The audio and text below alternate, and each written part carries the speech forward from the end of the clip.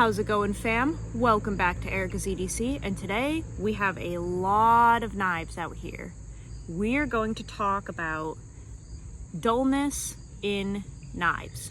Usually we are talking about the sharpness level, but how a knife dulls is equally as important as how it sharpens. It could even be more important depending on the situation. But not a lot of people talk about how different steels dull, and I think it's actually really important. So today I have a whole bunch of knives laid out here. They actually are on a spectrum and in a specific order, which we're going to go through in a minute. But this idea was inspired by a conversation I just finished with Shawn Houston of Triple B Handmade. I was talking to him about the manner that ABL dulls in, and it kind of sparked this idea for me to address how important it is to monitor the way that your knife dulls so that you can set yourself up for the succession of your sharpening. Because if you don't understand how your knife dulled and what type of dullness it's holding, you can definitely mess up your sharpening and not quite know what to do, and you will not be successful. So let's go over this broad array of knives that we have here in all different flavors. As you can see up here in this corner, we have Maximate, and we also have CPM Rex 121, okay? These are some of the hardest steels I have in my collection. I do also have a 69 HRC knife on my belt, and this is in Z-Max. So 69 HRC, really hard. I didn't include this in the conversation because I haven't finished my testing with it. It actually just started, and I am still studying how this dulls, but it's not quite the same as these two so far, even though it's a very high hardness. So this one will just go kind of in my sheath for now, but these are two of the hardest knives that I have in my collection. They're both high tungsten knives. They both wear very slowly. They're high wear resistance knives. But the way that these two in particular dull is they tend to quote unquote microchip, okay? So as you're using them, especially the Maximate, it will break down, your apex will break down into micro serrations, and it will hold a working edge for quite a significant period of time. But I have noticed that what you're actually working with is a kind of micro serrated edge. Nothing wrong with that. It has its perks, but that's why these feel toothy for so long, is because they basically dull in a microchipping manner, okay? So these are at the very top of the spectrum.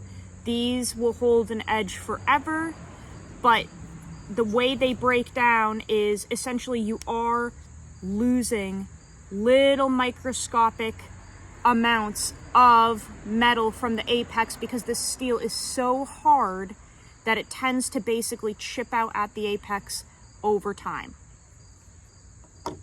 Then we move into our middle grade dulling area, which is the most common in my opinion. And this is where we see steels like CPM 15V, we have S30V, we have K390, okay? Now, these are at the top of our middle wearing steels. This is actually going to flow all the way to like Magna Cut over here, but let me explain why it's still on a ranked spectrum. I found that in my testing, the CPM 15V broke down into a really toothy, aggressive edge. I did not notice legitimate microchipping like these steels, okay? So same thing with S30V, which I've tested very thoroughly, K390. these two actually dulled extremely similar. They dulled where it broke down into a very toothy, aggressive edge, but it didn't feel like you were, you know, missing material per se, but they stay really, really aggressive. S30V can microchip in dulling, really depends on where you get it from. These are not to the level of these two, but you still kind of have that aggressive breakdown.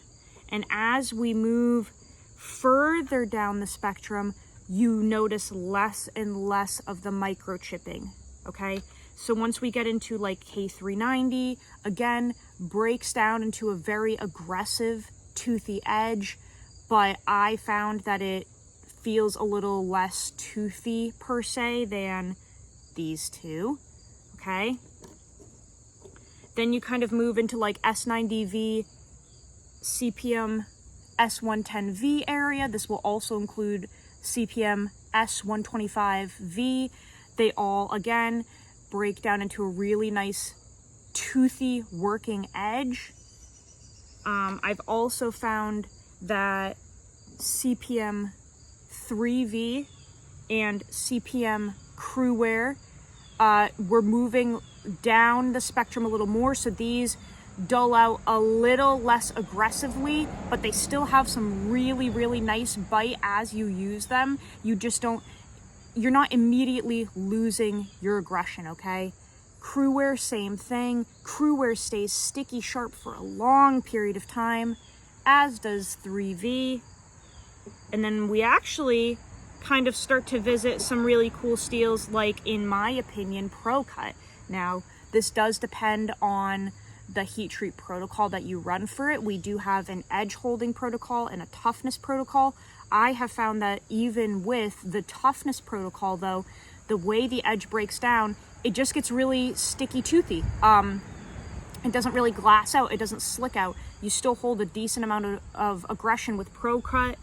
And then here we have Magna Cut, and in my opinion, this is where things start to become noticeably different moving down. So Magna Cut, from my experience, generally speaking, and this is all my experience through my testing, and this is all my opinion, okay? Magna Cut is where we kind of start to see a little bit of the glassing out or slicking out. Now, I've used Magna Cut at 64 HRC, like 15 thou BTE, and that stays sticky toothy for a long time. But generally speaking, even if you have it at like 63, 64 HRC, like this Chris Reeve here, if you have a thicker BTE or a convex edge, or, you know, just a thicker piece of steel in general, Magna Cut tends to get a little slick on the edge as opposed to that, you know, sticky, toothy bite that you hold with these ones. You starting to see the difference? So Magna Cut is where we're starting to get that kind of smooth dullness, okay? It will still go through certain materials, but it won't grab cardboard and rope and zip ties, stuff like that, with the same level of bite as, you know, a good Pro Cut or a 3V or a crew wear, okay? From my experience. Now, this is where from here down, we are talking about glassy, slick edges, okay? We have S45 VN here. S45, generally speaking, when it starts to dull, guys, it is like butter knife slick. This loses its front end sharpness, its aggression, and it just starts to get nice and smooth, okay? These are easy to strop back, easy to sharpen, all of the things, but they do not dull with that toothy bite that these ones do. We're also looking at CPM S35 VN. This is one of the glassiest steels I've ever used.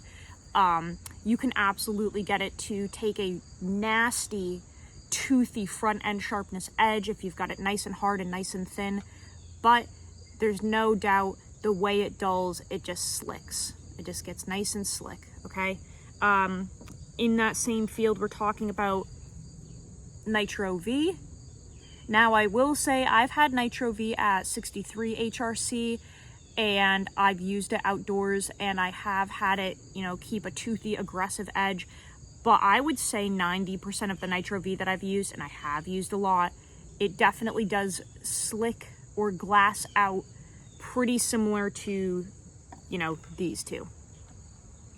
In that same party, we have AEBL, from my experience, loses that front end sharpness, loses that bite pretty quick and gets slick.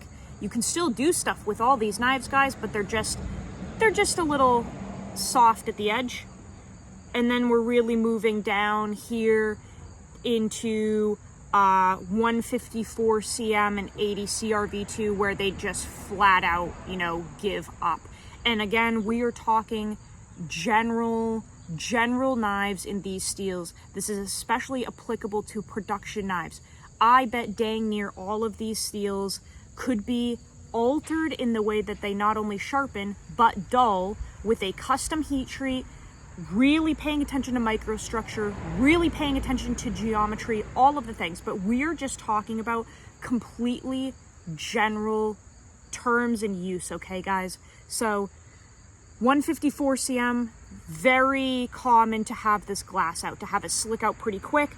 And 80 CRV2, same thing, especially because once we move down into the low alloy class, a lot of them have to have a decent hardness to hold a decent edge. Why? Because during heat treat, you are eliminating the carbide volume on a lot of them. So for example, with 80 CRV2, during heat treat, the carbides actually dissolve. They go bye-bye. You don't have any carbide volume. We like carbides in edge holding steels because carbides, especially the really hard carbides like the vanadium ones, those are the little warriors that you are cutting with, okay?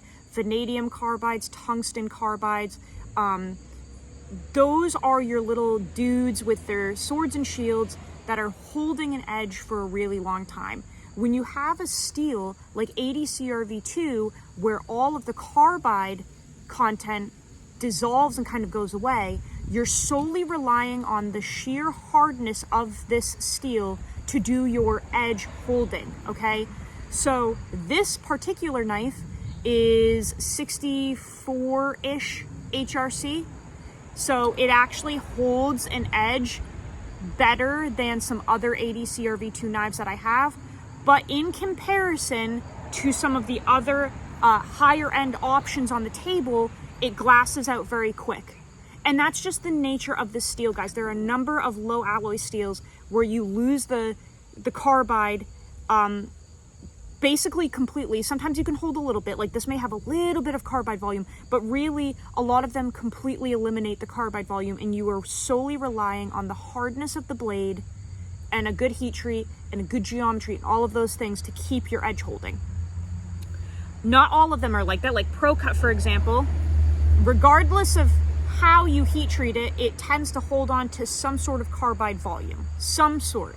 Not all low alloys lose their carbide, but a number of them do. That's why a lot of people like high alloy tool steels and PM grade stainless steels and stuff like that. A lot of people that are into edge holding steels, edge retention steels, wear resistant steels, whatever you want to call them, we tend to like steels that have not only carbide volume to begin with, but a good amount of carbide volume, especially with high quality carbides. Like I said at the beginning, I really like steels that have tungsten in them. I really like high vanadium steels because they hold an edge for a really, really, really long time without being touched up. If you are paying attention so far and holding on to this whole thing, let me know. Hopefully this all makes sense. Now, let's get into why this is so important. I'm actually going to move some of these out of the way because I don't want to poke myself with them. But let's talk about why the way your knife dulls is so important leading into how you're going to sharpen your knife. So let's take all of these and we're going to keep out our little maxi here, and we'll keep out our AEBL as well, because that's what actually sparked the conversation between Shawn and I and I found it really interesting. So we have two completely opposite ends of the spectrum here. Maximate microchips during use, and AEBO does the opposite. It's actually so stable at the edge, it literally just kind of gently glasses out, and I have not been able to chip AEBO at all. I can't get it to lose anything from its apex. It's pretty dang tough. It's pretty fine in its grain structure. So AEBO, you know, that is a pro with it, is that it's so fine that it really holds its stability very, very well. So this is the complete opposite of Maximate, okay? Why is it important to monitor how our knives dull? Well, in sharpening, I'm sure you guys already know this, but if you don't, the whole point of sharpening is to take a stone that has abrasive in it that is harder than the steel you're sharpening, and that those diamonds or that media in the stone, because it's harder than your steel, will move the material at the apex and create a burr. It will remove material. You can make a new bevel, you can raise a burr, you can do whatever, okay? That's the whole point of sharpening, is to make your knife sharp again. So your media in your stone has to be harder than the steel that you're sharpening.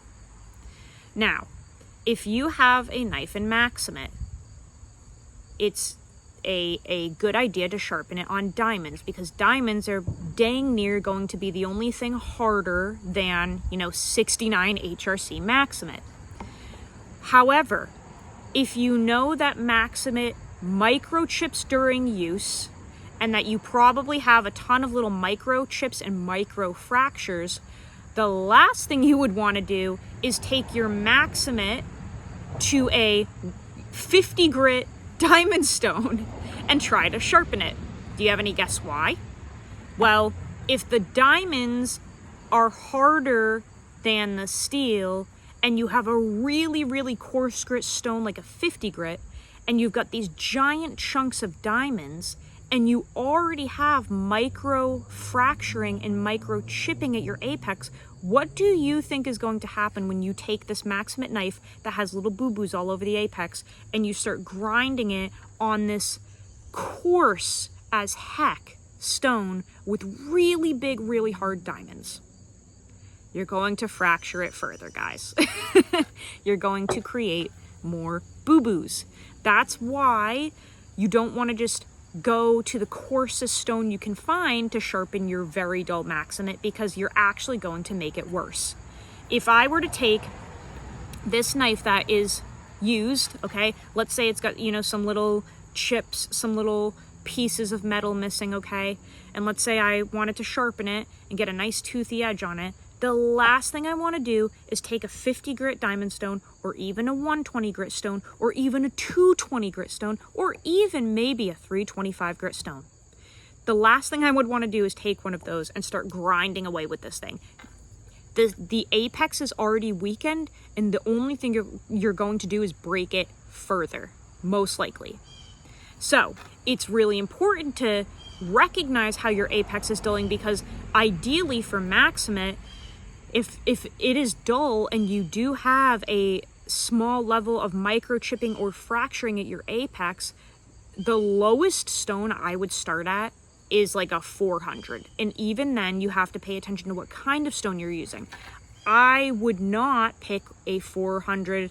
I don't think DMT makes a 400. I think they do 325 and then like 600. But what I wouldn't want to do is take a low quality diamond stone, or a diamond stone that has, kind of inconsistent mixed diamonds with contamination. I wouldn't want to take that and try to put an edge on my knife.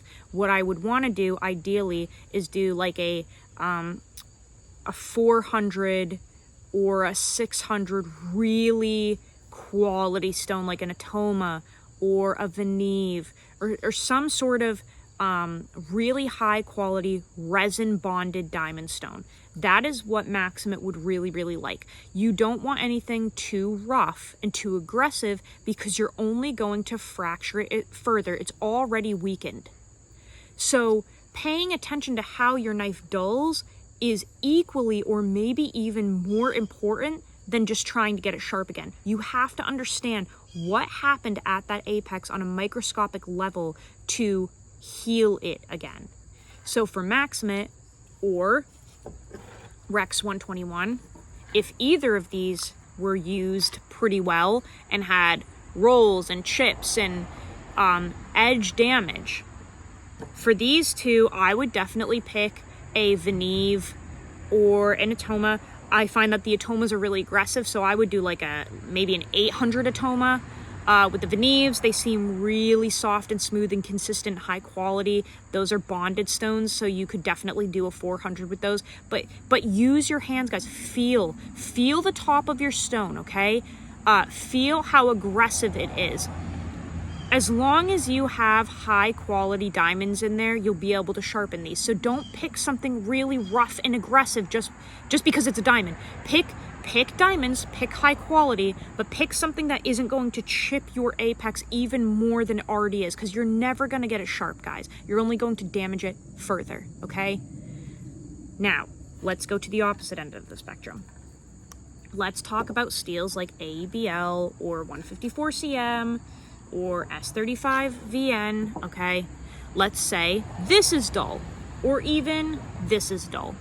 Both of these steels, S35 VN and ABL, in my opinion, are pretty good steels in terms of dulling. They don't tend to chip, they tend to just glass out. They turn into a butter knife, okay? So the good thing is if you don't abuse your knives, you don't have to worry about microchipping or edge damage or anything. They're just gonna be dull, okay? You'll be able to run your fingers over the edge like this. What you would not want to do to try to get an edge back on these, and I'm talking about if they are completely shot, okay? We're talking like literally you could like saw into your hand with it. It's so dull, it's a butter knife, okay? What you would not want to do is try to put these on a 5,000 grit ceramic stone and get a nice kind of like toothy burr raise in a short period of time. Why? Because these steels, they slick out and they glass out so much that you cannot just expect for it to refresh like that on a really soft, fine stone, okay? So this is where you actually could bring in a more aggressive diamond stone or a more aggressive ceramic. I, wouldn't throw them on like a 50 grit diamond stone if they're really, really thin, but both of these knives in this steel actually react very well to a 325 diamond or a 400 grit diamond. You kind of need a little bit of aggression and a little oomph to get these moving, because when these dull, they dull. They crap out. And that apex is literally like flattened. If you look at it with a microscope, you can literally see flat spots, guys. The edge will roll one way or another. It will completely flatten out. The cool thing about them is that you don't lose material per se, generally speaking, with normal use, okay? So you have all your material there. It's typically just bent one way or another, and you're kind of trying to straighten it back out or refresh it, all right? Maybe removing a little bit of material, but you're really kind of like straightening things back out, okay? So with these, you would need a little bit of aggression to actually make something happen with these. They get so dull, okay? These are also steels where if you get them to a point where they're completely shot, good luck trying to get them back with, 5 passes on a strop, okay? Sometimes you just need a little bit of aggression with them. Now, the cool thing is you don't need diamonds with these. You can use ceramic, you can use whatever, because they're not this level. But you definitely, with steels like this, with the, where the heck did I put it? With the 154 CM, anything that glasses out like these, guys, don't be afraid to put a little bit of oomph into it. Don't be afraid to put a little bit of, muscle behind it. I'm not saying grab a stone and dig into it, but what I am saying is these glassy steels, don't be afraid to like kind of, work on them, okay? They shouldn't, in theory, be as fragile and chip out as easily as something like this, because you can even chip this out during sharpening. I've done it before. Same with Rex 121. I've taken stones that were too coarse with grit contamination or low quality diamonds or whatever, and I have chipped them in sharpening trying to make them sharper. I've actually made them worse. You generally don't have to worry about that as much with these types of steels, and that whole spectrum that we had earlier, that middle spectrum, you generally don't have to be as cautious with those as some of the higher hardness, higher tungsten tool steels. I hope that makes sense here. So pay attention to how your edge breaks down. This is on a spectrum. This is going to be different, per case, but let me know if you have found similarities, guys, because I'm telling you, if you have micro fractures in your edge, please do not try to go to a 220 grit brand new diamond stone, please. And if you have a knife in S35VN that you've dressed 3 deer out with and you could literally run it over the top of your hand and nothing will happen, please don't take this to like a 16,000 grit stone and expect within 5 minutes for a really gnarly burr to come up, okay? I really hope that makes sense. Pay attention to how your edge breaks down. It's so important. And it will depend sometimes too on what type of edge you had on there before. Mirror polished edges will break down different than really coarse toothy edges. And as I was saying earlier, you have a lot of steels kind of in the middle, like Crewware I've noticed, 3V, the 15V for sure, where these break down into a really, really nice working edge. But I have noticed that you still have to pay attention because it's really hit or miss on how exactly they're going to break down. My 15V broke down into a really, really aggressive toothy edge. And I've had the same thing happen with Crewware, but I've also had softer Crewware kind of glass out a little more. Just pay attention. A good way to test your sharpness is to run it through a piece of paper, see where it's hanging up, see how it's hanging up, see if it's tearing through the paper, or you can take your fingernail and very carefully, gently, just slowly kind of run it over your apex. You'll be able to feel if you have any little hang-ups, microchips, any little micro burrs. Just slowly do that. You can take a flashlight and shine it on your apex, and if you have reflections, that's generally a flat spot where it has dulled, and you can pay close attention to see if there's material that's actually gone missing or if it's just rolled to one side and it can be straightened out. But pay attention to how your knives are dulling. It's so important. It can tell you so much about what materials you need to sharpen your knife. And like I said, I think it's, equally or even more important than looking at the final goal of sharpness. You're never going to get to that sharpness level that you want if you're not using the right materials for the type of edge breakdown that you've experienced. Hopefully that makes sense, guys. Let me know if you agree. Let me know if you have the same experience. Let me know what your favorite steels are to sharpen and to just use in general. Some steels are really fun to sharpen, but they're a pain in the butt to actually use.